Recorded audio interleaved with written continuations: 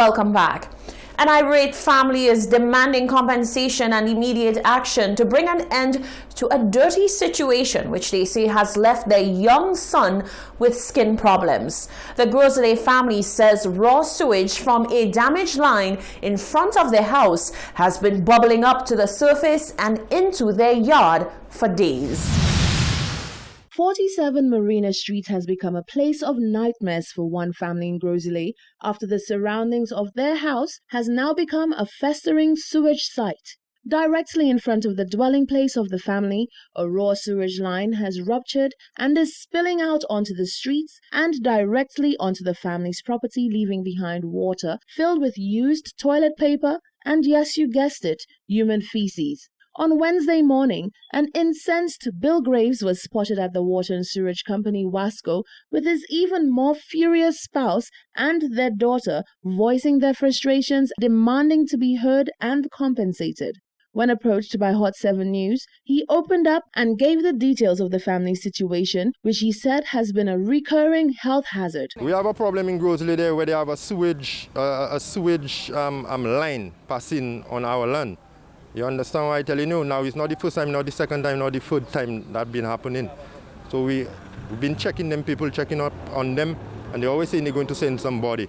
So look, we come there today and we went straight to the manager, and the manager trying and play us, trying and tell us, oh, let them make a call just now and different thing. And that thing there is just trying and play us. And then she telling us, oh, the people working on the thing there all now, so they in Grosley. You know, a whole heap of lighting. So I myself, I can't take it again. I tell them people are going to block that. You understand what I'm telling you?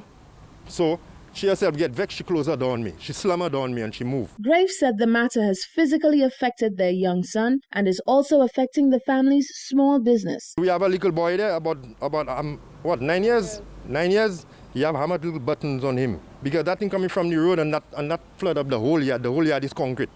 And it have 3 days that thing going on there. So it's coming in your yard? Yes, the house. In the yard. We have a shop there. We cannot even open the shop. We ourselves can't even go in the yard. We have to jump over how many things to go in our own house. And this latest case? That is poop. Right through human feces that. You understand what I'm telling you? This latest case, when did it start, this latest one? This latest one that started like about 3 days ago. And also the water there bubbling like it's a volcano. The irate father said as well as immediate action to solve the problem, he is demanding that Wasco pays the price for the many inconveniences caused. Then people have to do something because look, also the little boy is sick. And we don't have money to take him to the doctor. So we want them people to do something for us. You understand what I'm telling you?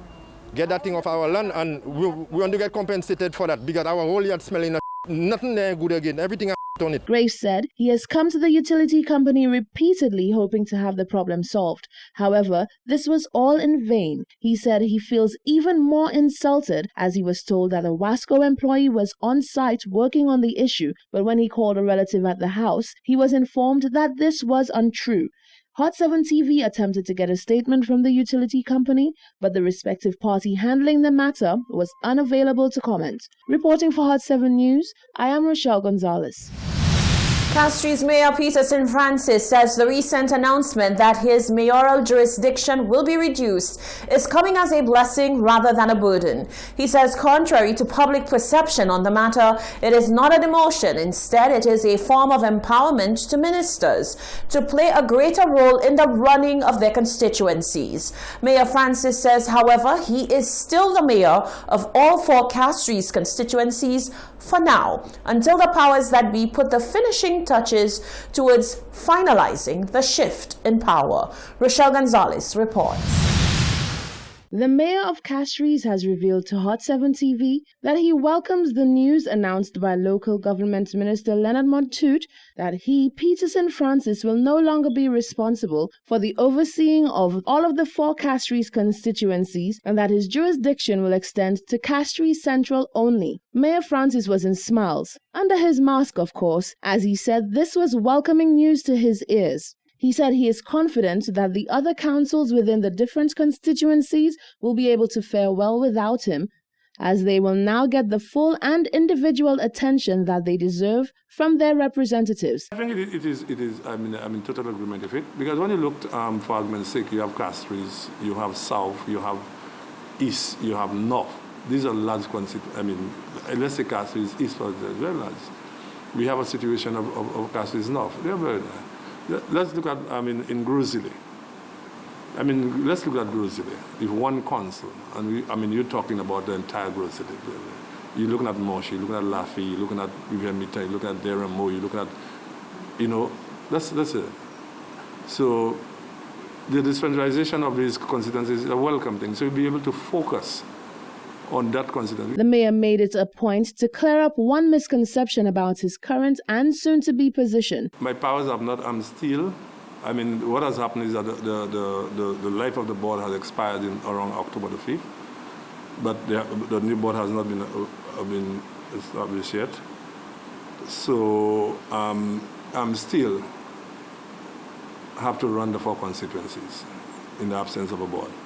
I'm sure you recently that you heard that the line minister, the Honorable Mautut, has said that there will be some changes coming across, so some restructuring as far as the constituencies are concerned.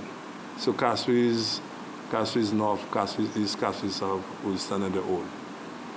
Okay, so that's basically what will be the situation. So that is what is being worked on presently. Okay, so it's not a question, they have demoted me.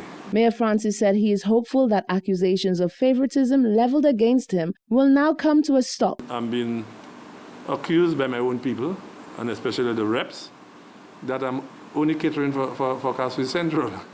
But it's something I understand. There is some validity to it, because, the other districts, the boundaries, like I said, right now, we're looking right at what do you call that thing? Marigot. Yeah, we extend right to Marigot. We are right in Basse Joseph.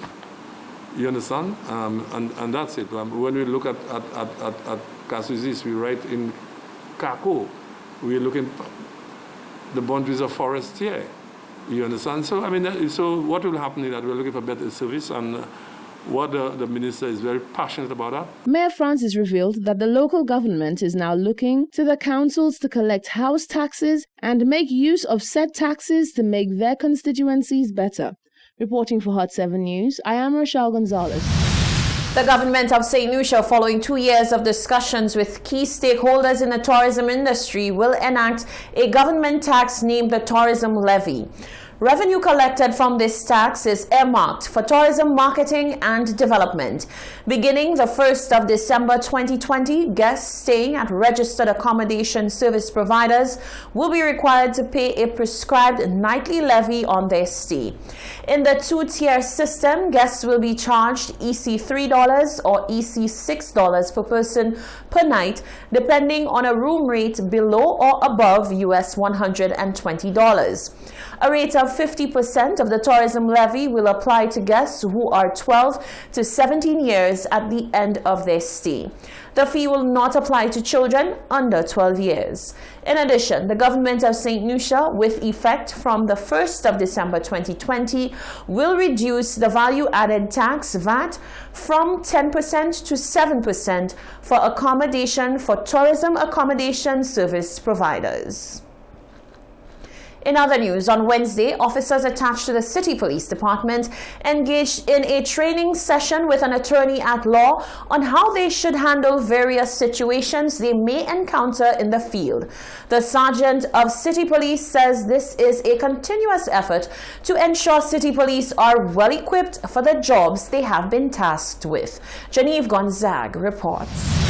Attorney at law Mutu John engaged officers of the City Police Department in a training session on Wednesday morning. Officers were given advice on handling assault, public disturbances, theft, disputes, and dealing with mentally challenged individuals. Sergeant of City Police Yoni Kamshan says this training session is one of many to come and says this is a sure way of boosting morale in the department. I think it's a wonderful idea for the City Police to get trained in this department because they are the first responders in the city of Castries.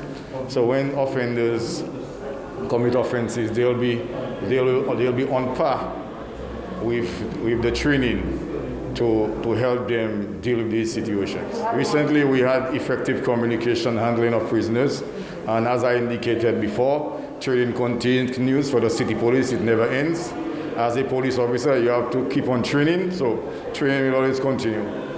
So in the future, we'll have more training to help bring up the department. Attorney at Law Myrtle John explained that the session served to equip officers with the knowledge needed to handle everyday situations. She says, as upholders of the law, it is important that they engage in such continuous training forums. A lot of the times, things happen that people take for granted that is against the law. So the police and I are just going through some of the situations, such as name calling and jeering, which carries a conviction and a fine of $1,000, so that when they encounter situations which happen frequently, that they are able to handle a situation and come to a resolution with the parties, so the parties understand that if they continue in the behavior that they're doing, they will have to be charged and face court. Police, irrespective of what division they are, if they're enforcing the law, it's important for them to be aware of the different laws that are available to them in handling the situation that they encounter, so that they are better able to deal with them and to uphold the justice, which is what they're supposed to be doing. City police are expected to undertake several other training sessions in order to ensure they defuse situations that arise in the public in a manner that does not contravene the law. Reporting for Hot 7 News, I am Genevieve Gonzalez. A recent announcement by the Soufriere Regional Development Foundation has sparked much debate and buzz on social media.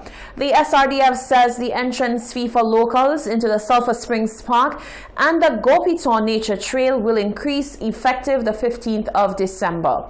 The new prices to the Sulphur Springs will be $10 for adults and $5 for children, and $25 for adults and $10 for children applies to the Gopiton Nature Trail. The new Sulphur Springs Park entrance fee covers the Blackwater Pool, also known as the Mud Bath, and tour experiences. It also affords local patrons full access to all of the park's services and amenities. The SRDF says the price adjustment comes on the heels of significantly augmented operational costs compounded by the COVID-19 pandemic. The foundation implemented various measures to allow seamless flow of operations within the respective parks. Additional infrastructural interventions and several sanitization stations have been erected. The foundation says it also made marked improvements in lighting, signage, and CCTV coverage to reduce congestion and add an extra element of safety and comfort for visitors and other stakeholders. Prime Minister Alan Chastanet sought to assure a caller to the live Hot 7 TV show The Segment that national health insurance remains a priority for the government. The goal, he says, is to get the national plan implemented in the first half of 2021. We're going out to bid very soon with some of the healthcare, some of the insurance providers, and so that the general public understands what we're going to be doing is creating a universal health care insurance program. So everybody has to be part of it.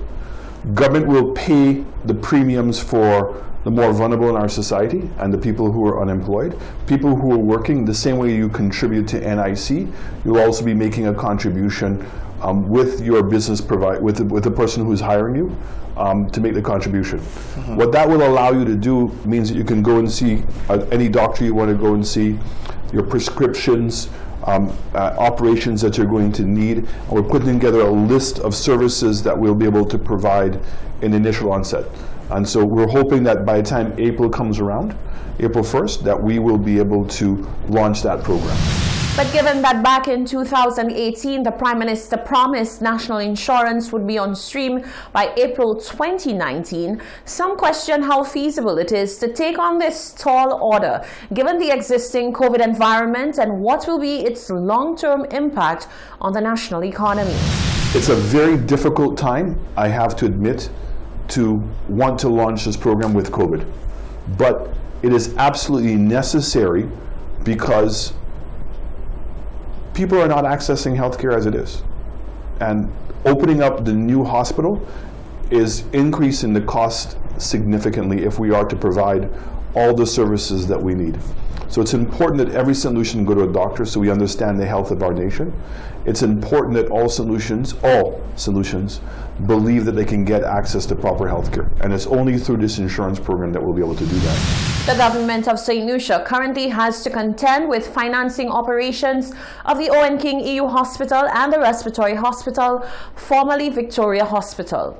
The initial plan was to have national health insurance come into effect at the same time of the opening of the Owen King EU Hospital. Stay with us. There's more news coming up after the break.